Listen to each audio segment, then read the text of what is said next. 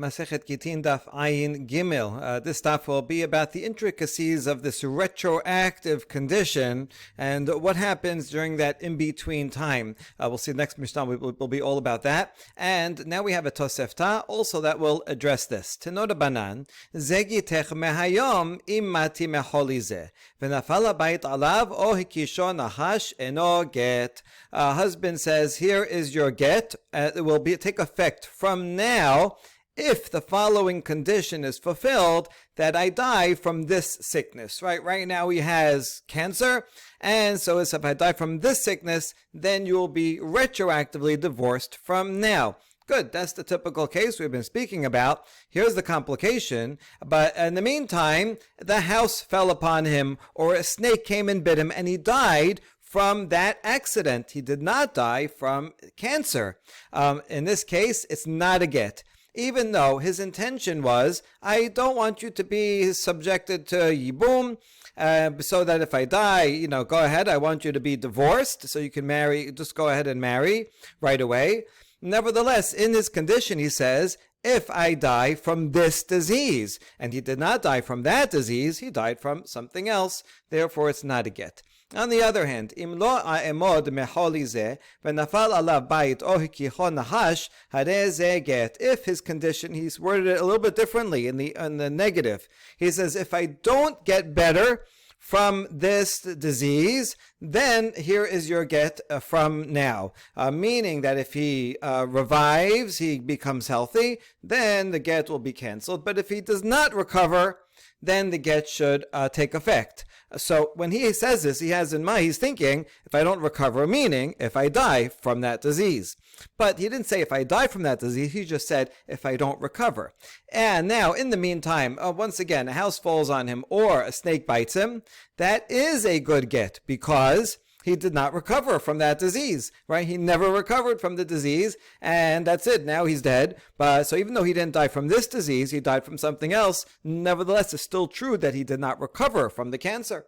And therefore, it is a good get. All right, so that's the simple reading of the Tosefta. And in fact, in the Talmud Yerushalmi, reads the Tosefta exactly as that you're looking at the technical condition of his word, the wording of his condition. And so here, technically, it's not true. He did not die from this disease, and so therefore it's not a get. Whereas in the second clause, technically, it is true that he never got better from that disease, and therefore it is a get. That's the simple reading of this Tosefta and how the Yerushalmi reads it. The Bavli, however, is not going to read it this way. The Bavli says, what's the difference between the first and the second? The Bavli is going to end up saying that this Tosefta is mishubash. It's problematic. It makes no sense to distinguish between these two cases. Okay, why is the Bavli doing this? It seems the Bavli is not focusing on the technical wording of the condition, but rather on the intention, the idea, right? The intention of the husband is that if I should die, I want you to be divorced. And so what's the difference if he says it in the positive or in the negative? If he says, if I die, or if he says, I don't get better, it should be the same thing. This point is that he had in mind, he thought he's going to die from this disease. And in the end, he died from something different. And so the Bavli is going to make this all about, when you make a condition, do you have in mind an unusual circumstance? The usual circumstance, right, 95% chance is that he would die of cancer. Only 5%, 1% chance is that he would die from something else, from a snake or a house falling on his head. And so the question is, did he have that in mind? Also, if I die or do people not have unusual circumstances in mind? But the Bavli is not going to distinguish between this language and that language. Okay. Now, Shalchu mitam achalo ari and lanu. They sent a ruling to Bavel from Eretz Yisrael, and in the ruling said, what if a person made this condition, whatever language he said exactly, doesn't matter, and then a lion ate him. Now a lion eating someone is very, very unusual.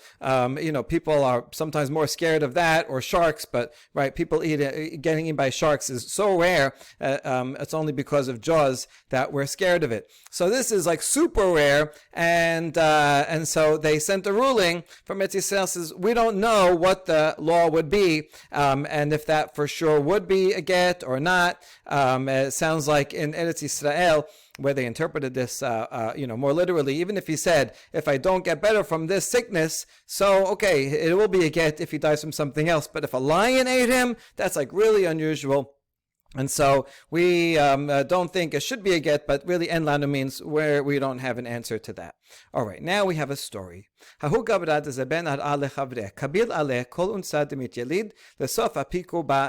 story is not about a get, but we're going to compare the two because it is about the question of, do we take into account an unusual circumstance?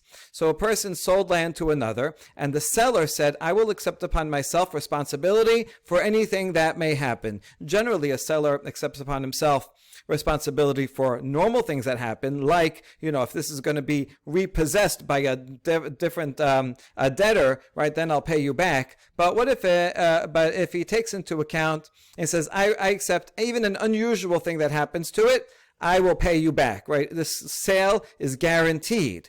In the end, the government diverted a river and put up some dams, diverted a river right onto that land. So the buyer says, hey, my land is ruined, comes to the seller and says, I want you to pay me for the land that you sold me. You told me you're going to guarantee no matter what happens.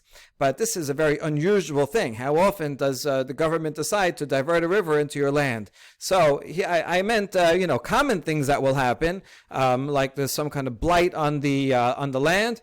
But this is a very unusual thing to happen. So does the seller have to pay for it or not? So they came to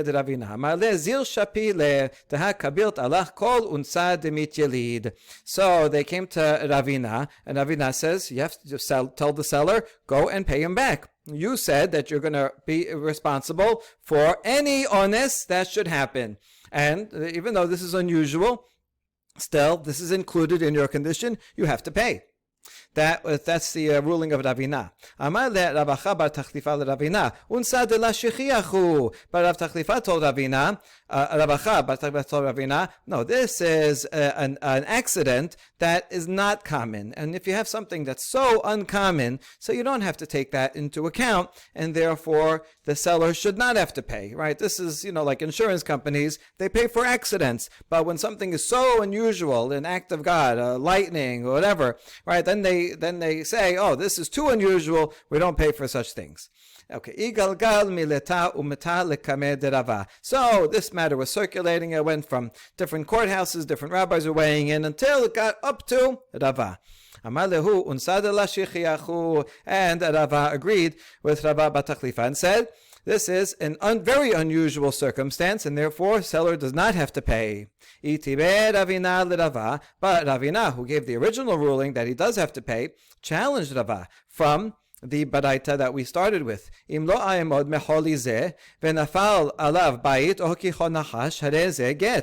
a husband says, here's your get, if I don't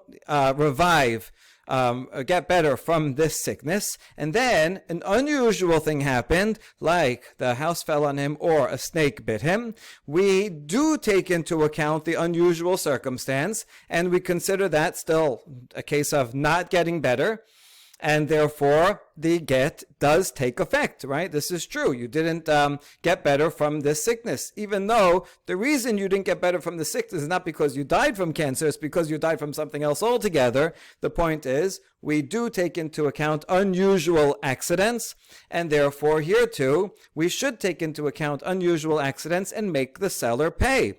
That's Ravina's question. Amar le Rava ve'ema meresha enoget. Rava said, you're asking me a question from that braita? You only picked the second half of the braita. I'll tell you back the first half of the braita, when the husband says, here is your get, if I die from this sickness, and then the house falls on him, and it's not a get. You see from there that we do not take into account unusual circumstances. He had in mind, if I die in the usual way that I expect to die, since this is most people will die from a sickness like this if they have it. So if he dies from an unusual way, we do not take that into account, and the condition is not fulfilled. So Rava says, I have the first half of the braita on my side. You're asking me a question from the second half? אמר לרבחה מדפתי לרבינה, ומשום דקשיא רשע אספה לא מוטבינן תיובתא מינה. And so now Ravacha of Difti tells Ravina, he's backing up Ravina. Says, wait a second, just because you have a contradiction between the first half and second half of the Braita, does that mean you can't ask from it? Right? In other words, Ravina asked a good question from the second half. So just because the first half, that's a different source, right? Different story altogether. Okay, that's a different question. What does the first half mean? But I asked you a question from the second half. That's an authentic section halacha from a Braita. So you should be able to answer the question, right? How is that? How is Rava answering the question? By quoting the first half. Amar le, Ravina says, in kevan dekashya resha sefa, laitmar be midrasha, umeshabeshtahi zil batar sevara. Ravina says, in fact, Rava was correct, even though Ravina was the one challenging Rava, but he accepted Rava's answer. He says, indeed, there is a difficult contradiction between the Resha and the Sefa, and therefore this Baraita was never officially authenticated in the Bet Midrash because it's corrupt, right? And therefore we have to reject it and follow our own reason. If we don't have a tradition regarding a certain matter, then we have to figure it out ourselves. And it's most reasonable to say that this condition would not include something uncommon, unavoidable accident, and therefore it is, as it says in the second half, as it says in the first half, that would not be a get, right? That's just what reason would say, and I can't rely on the second half that says you do take into account unusual circumstance because it contradicts the first half, and then this whole baraita we have to reject because it's self-contradictory, right? So this is really interesting, where we have a baraita that is quoted in the Yerushalmi and is explained in the Yerushalmi, and actually does not seem to be anything wrong with it. You can read the Braita just fine by looking at the technicality of the wording of the condition, and here it's fulfilled and here it's not fulfilled because one's positive and one's negative. If I will die from it, if I will not get better from it. But the Bavli in general is more conceptually based than the Talmud Yerushalmi, and so then the Bavli, they're going to take into account intention, right, of the person more, the intention of the person making the condition, and look at it from a conceptual point of view, right? What's at issue here? It's not just a technical wording, because really they mean the same thing. If you'd ask the husband, right, did you mean to say when you said if I get better, or if I die from this, or if I get better from that? If I don't get better from that, right, did you mean to make a distinction? And most husbands would say, no, I didn't mean, I was just saying it's the same thing, right? If I die from this, if I don't get better from this, they meant the same thing. So conceptually, the Bavli is kind of taking a different viewpoint of that at stake is whether a person has in mind an unusual circumstance. When he makes a condition, does he say, oh, well, I'm probably going to die from this disease, so here's your get if I die from this disease. That's what he meant? Or he meant if I die from anything, and in the back of his mind he says, well, maybe it's something unusual that might happen, and maybe I won't die from this disease, but something else, but I still want to be a get. Does a person have in mind unusual thing or not? So because the Bavli is focusing on that concept, and in that case, there should be no distinction between the language here and the language there, therefore it rejects the Baraita altogether, and so that becomes the argument of whether in general we should take into account something unusual, and Rava says no, we should not. Rav Papa v'Rav Huna bered Rav Yoshua zevan shum sheme agidav d'nahar malka gul malachay la'aburinhu kabilu alayu kol untzad mityalid lesof istakar nahar malka. Okay, fun story of Rav Papa and Rav Huna, the son of Rav Yoshua. They bought some sesame seeds on the bank of this Malka river, but they needed to get the sesame seeds that they bought to the other side of the river. So they hired sailors to cross it to the other side.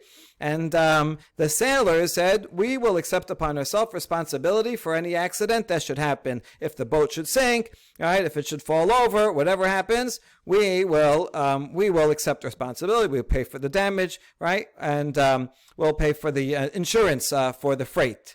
Okay, good. In the end, Malka River was dammed, and they could not transport it across the river. That's an unusual event. More likely is a case where it falls off the boat or sinks. This is unusual. So now, does their insurance cover this, their guarantee? אמרו להו, אגודו חמרה אפקענו ניהלן, דהה קבילתו עליכו כל אונסה דמית יליד. So the sages who were the ones hiring them, the sailors, they're the ones that also decided the matter. Okay, so this is difficult if you get into a business deal with the very judges that will decide what happens if the deal goes wrong. So the two rabbis, they judge the case for their own benefit. Rav Papa and Rav Huna, and they say, listen, you accepted upon yourself any responsibility. You didn't get it across, even though it wasn't your fault because someone dammed up the river. But you're responsible, and you have to go hire donkeys and transport these sesame seeds right all the way around over land, which would be a big expense. But you guaranteed it, so you have to pay for it. Atula kamed Rava. But then they all came to Rava.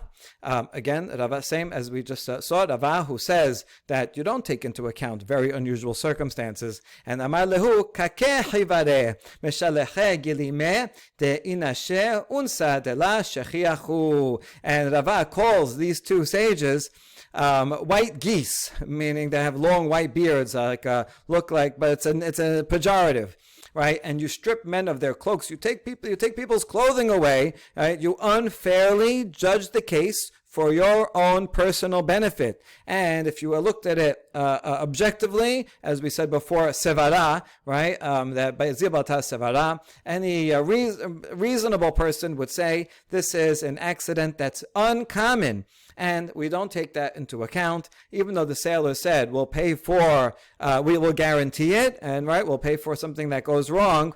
They meant a usual type of accident, not this unusual accident, and therefore the sailors do not have to pay. Here you have your sesame seeds. You find a different way to get it across. All right, really fascinating Talmudic discussion. And that brings us to the next Mishnah. Lo tityached imo ela bifnei edim. Now here we hear the same case. The husband gives a get to his wife. He's sick. He gives a get to his wife, says, here is your get that it will take effect from now if I should die from this sickness. So now he may live, let's say he lives a month. Right, during from the time he gives the get until he actually dies, right, is some amount of time. It doesn't matter how long it is. What is her status during that month? Are they married or are they not married? I mean, right now they are married because the condition didn't kick in yet. The problem is that once the condition kicks in, when he kicks off, he dies, then retroactively from the month before, she will have been divorced. Which means if you look at it from afterwards, she is divorced. So you have a time travel paradox, right? So how should we act during that time? The Mishnah says they should not be alone together, and rather bifnei edim. It doesn't mean literally witnesses. It means even one person. Always be with someone else in the room. Do not have yichud. They should not be sleeping in their bedroom together alone. They should not have yichud. Why not? Well, because if in the end he does die, and then retroactively they are divorced, well, then they're not allowed to be together. She's single, right? They're not married, and you're not allowed to have yichud with an unmarried woman.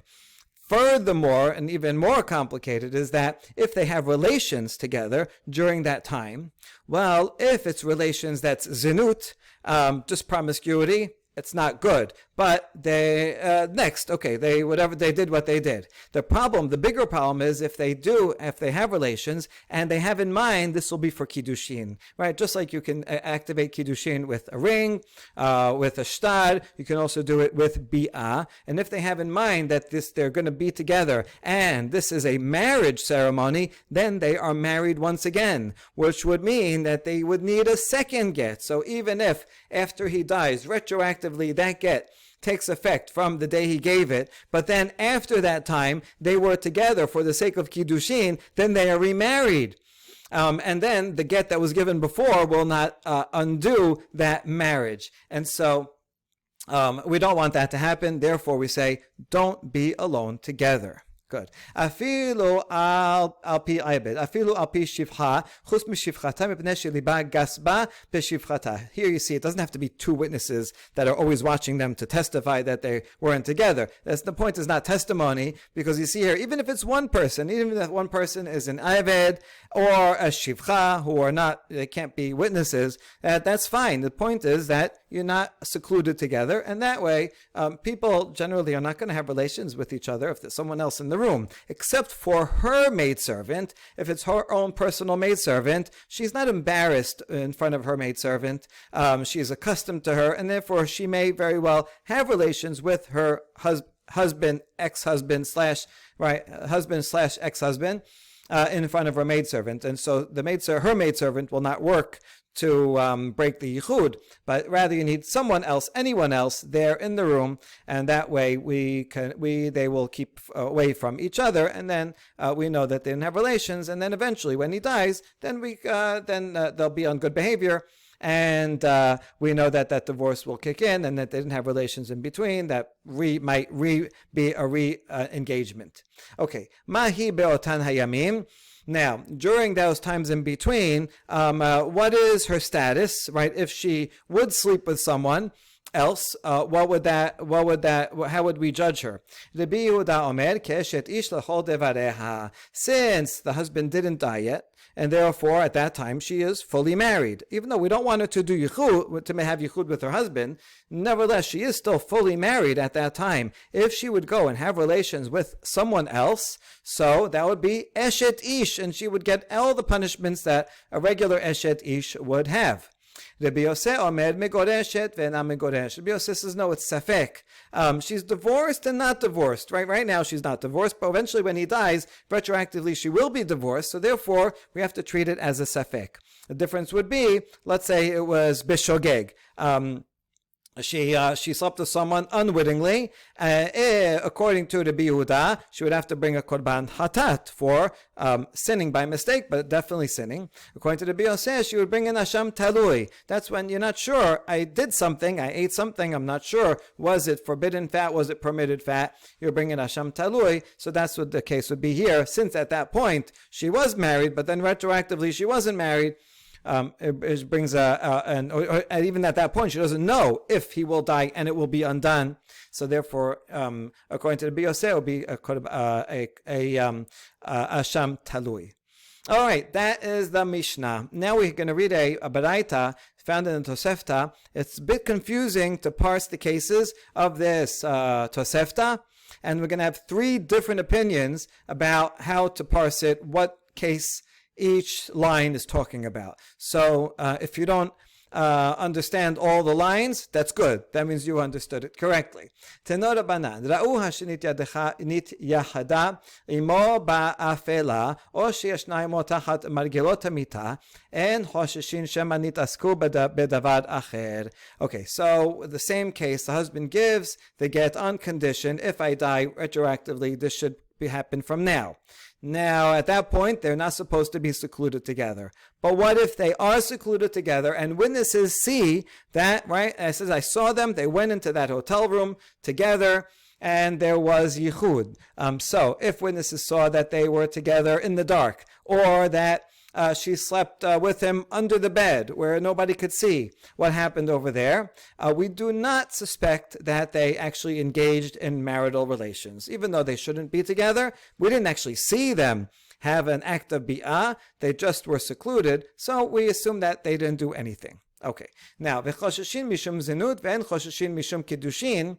Rabbi Yosef, Rabbi Yehuda omer af chosheshin mishum kiddushin. Now, the next clause, it doesn't say so, but it seems that you have to say, if they did see, if the witnesses did see an act of bi'ah, right? Oh, we walked into the room, we saw them having bi'ah, then how should we classify that bi'ah? According to Tanakama, we suspect that it was because of zinut, that they didn't mean to remarry. They were married, and they actually still are married. Just retroactively, they might not end up being married because the get might kick in retroactively. So anyway, when they're together, we can assume that they had in mind this would be zinut, which again is not good. It's not morally exemplary, but they won't be remarried, and so they won't need a second get, right? We don't have to worry that they had in mind Kiddushin. So that's according to Tanakama. However, Rabbi Yosef Rabbi Yehuda says, we assume that they have in mind that this would be Kiddushin. He just gave her a get al Tanai,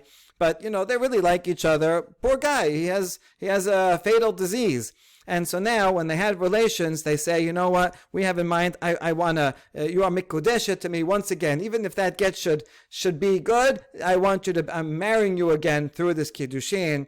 We assume that they do have that in mind. Not that they're being, he's treating her like a zona. This is his wife. He's going to treat his wife like a zona. So we assume it's kiddushin, and therefore he will have to give her a get, another get. That is the Tosefta. Now we're going to analyze it. Mai ka'amar. Amar Rav Nachman Amar Abba bar Abu Hachi ka'amar Ra'u hashani b'ala Chosheshin mishum kiddushin Natana kesafim Choshishin mishum zenut Tamrinan be'et nana Natan la Ve'en Chosheshin mishum kiddushin Rabbi Yosef Rabbi Yehuda Omer Af bezo Chosheshin mishum kiddushin. So Rav Nachman, in the name of Rabba bar Abu, gives the first interpretation. And it says, okay, the first part is, as we said, if they only saw yichud, then we assume that they didn't have relations together, so they're good to go, right? No problem. They're not remarried.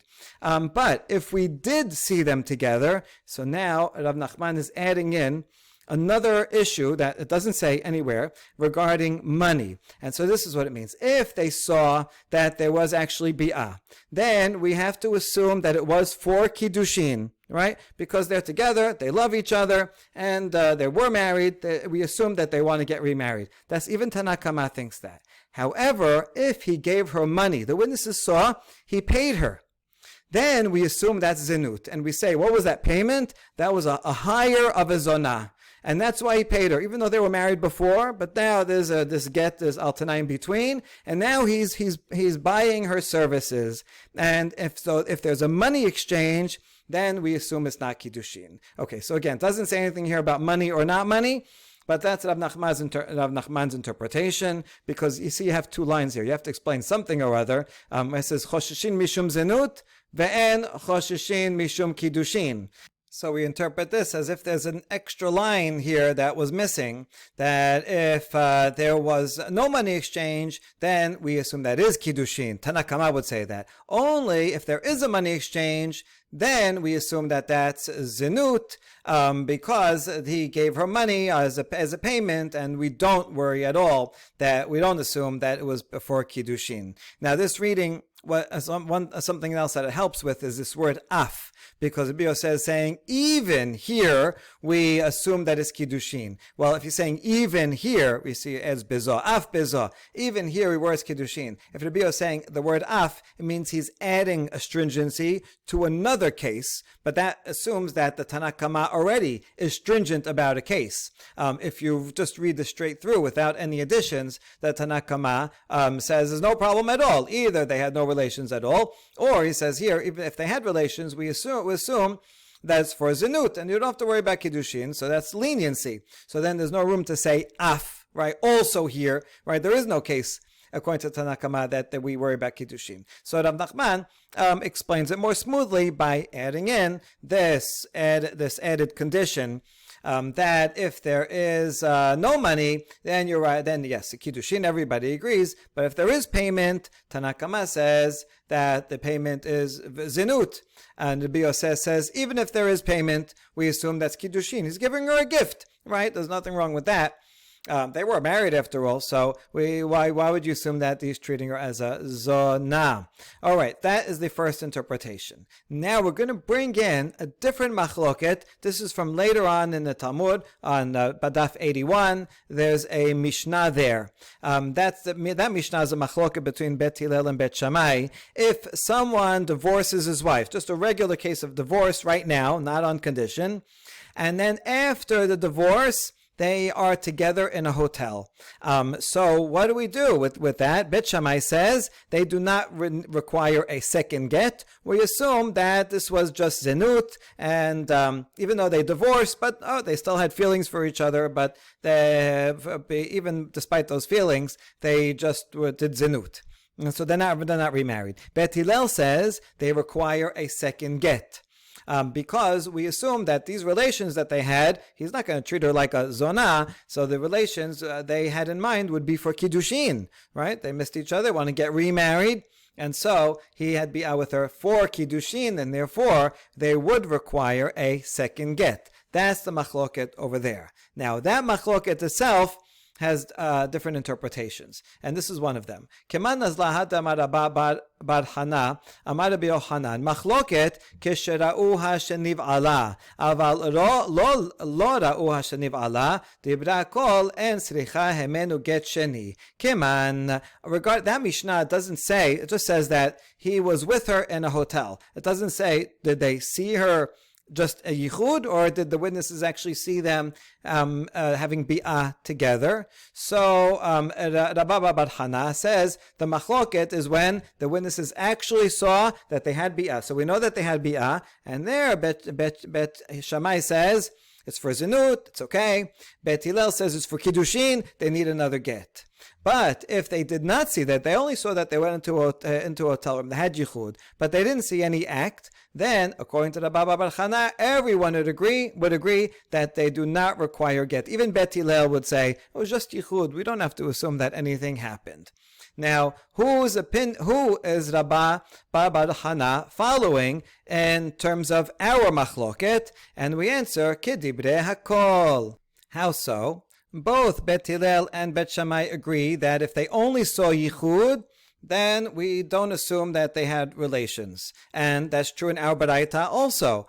Both opinions agreed that if there was only yichud, then we assume that there was no relations and you don't need a get. Conversely, if the witnesses did see bi'ah, then Bet Hillel would say that they require a get. We assume that Rabba bar Hana is going to follow Bet Hillel lehalacha. And so you require a get. Who says you require a get when they actually saw bi'ah in our Baraita?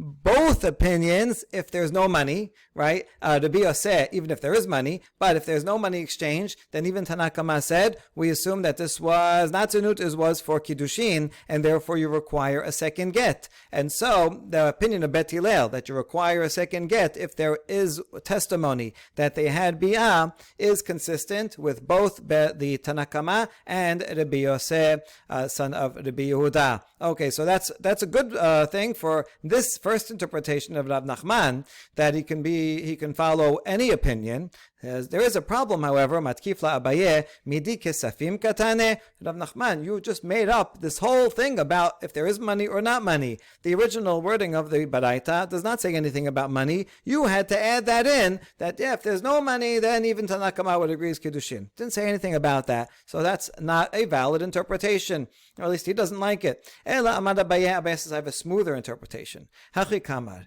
ra'uha sheniv'ala choshishin mishum zenut ven choshishin mishum kiddushin.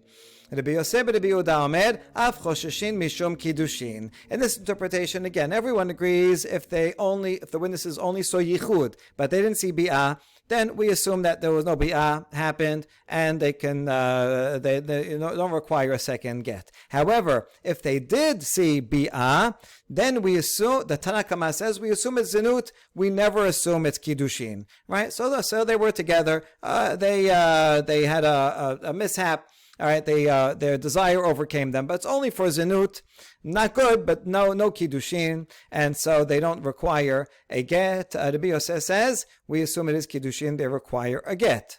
Okay, so according to this interpretation, which reads more smoothly, you don't have to add any conditions about money, we ask the same question. Keman azlaha damar bar Hana amar Rabbi Yochanan machloket keshadahu anishnivala aval lora uashnivala dibra kol en sricha hemenu get sheni. Keman, the machloket on 81a between Bet Hillel and Bet Shammai. Rabba bar Chana says the machloket only applies when they actually saw the bi'ah, but if they didn't see the bi'ah, everyone would agree that you don't require a get. Who does that follow? Okay, now in the case where they only saw yichud, okay, fine, then everyone agrees in both this baraita and in that Mishnah.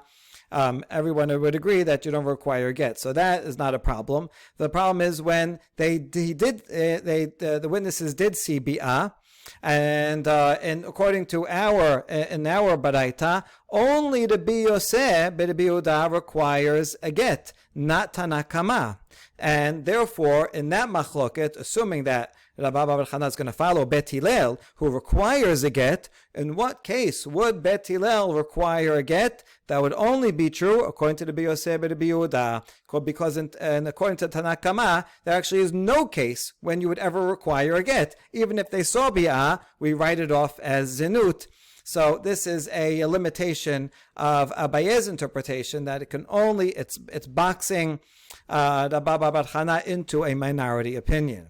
Okay, now we have another problem here, a textual problem at Kifla Rava. Imken my af. Our problem with Abaye's interpretation is that the word af is out of place. Rabbi Yosef Rabbi Yehuda said, also in this case, that we assume it's for Kiddushin and there's a prohibition. What do you mean also in this case? Tanakama didn't provide any case that would be for Kiddushin and that you would require a get, no matter what. So it doesn't make sense to say also in this case. You'd leave out the word also, say, I disagree. And I think it is called zinut, not also in this case, just in this case. So it's hard for Abaye to interpret this word af. Rather, a third interpretation, Ela amar Rava. Hachi ka'amar. Rabbi Yosef Rabbi Yehuda, Rabbi Yosef bar Rabbi Yehuda Omer, Af lo ra'u hasheniv'ala chosheshin mishum kiddushin. As follows, Tanakama says, if the witnesses only saw yichud, then we assume nothing happened and it's okay. If they saw yichud, according to Tanakama, then we assume that it is then it's just zinut and it's also okay. Rabbi Yosef, Rabbi Yehuda says, even if they didn't see yichud, we assume that they had yichud and it's for kiddushin. And this interpretation, they're extremes apart. Tanakama says you never have a problem. Rabbi Yosef says you'll always have a problem, even if the witnesses only saw yichud. We assume it's kiddushin.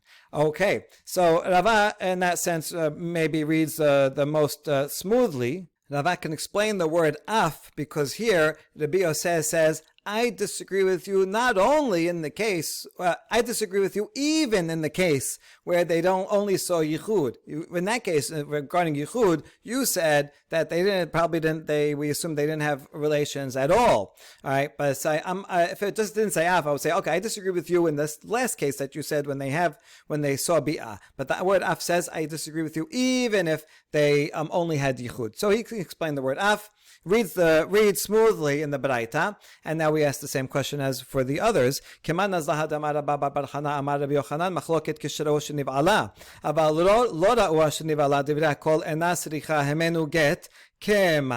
Rabba bar Chana interpreted machloket between Bet Hillel and Bet Shammai only when they saw yichud, when they saw bi'ah. But if they only saw yichud, then everyone agrees that you do not require a get. Keman de lo kehad. This is inconsistent with any of the interpretations in this baraita. In other words, Rabba bar Chana, who has an opinion about the machlok between Bet Hillel and Bet Shammai, cannot possibly explain Bet Hillel, who says you require a get, but he said Bet Hillel would require a get only in the case when the witnesses saw bi'ah. But that's not true according to either opinion. According to Tanakama, you never require a get. Even if they saw bi'ah, we write it off as zinut. And according to Rabbi Yosef, Rabbi Yehuda, we require a get even if they only saw yichud. And Rabba bar Chana says no. When they only saw yichud, then you do not require a get. And so this opinion of Rabbi Yosef, Rabbi Yehuda is in between and requires Rabbi Yosef ben Yehuda is on an extreme, and Tanna Kama is on the other extreme, whereas Bet Hillel, according to Rabba Bar Chana, is right in between, that he requires a get when there was a testimony of Bi'ah, does not require a get when there's testimony only for Yichud, and that middle position is not found according to Rava's interpretation of this Baraita, where Tanna Kama and Rabbi Yosef are on both extremes. And so here you see that each of these three interpretations has a pro and a con. The first one fits. It helps Rabba Bar Chana the most, but is hardest to fit into the wording of the Braita. The second one fits better into the words of the Braita because it doesn't need kesef, but can't explain the word af, so it's in middle, but you have to box in Rabba Bar Chana into only the minority opinion. The last opinion fits the wording of the Braita the best, but now it presents a problem that Rabba Bar Chana cannot be according to either opinion. And so you see that these various three interpretations are weighing these pros and cons of reading the Braita in the smoothest way, on the other hand, trying to reconcile Rabba Bar Chana with the most Tanaim possible. Baruch Adonai Leolam, Amen ve'amen.